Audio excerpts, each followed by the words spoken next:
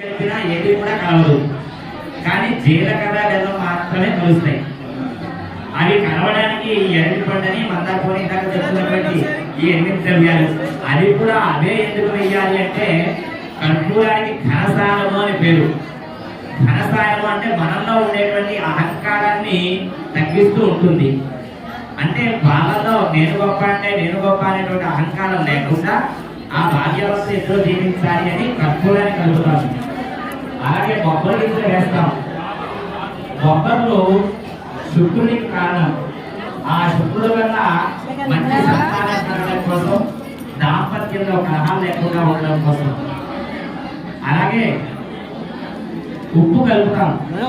ఉప్పు వల్ల విశ్వాసం ఉంటుంది. సైంధవరం అంటారు. ఉప్పు అంటే మామూలు ఉప్పు కాదు, సైంధవరం. ఆ సైంధవరం వేయడం వల్ల ఒకరి మీద విశ్వాసం ఏర్పడుతుంది. అలాగే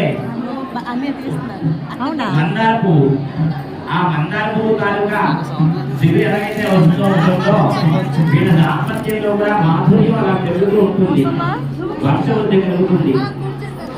అలాగే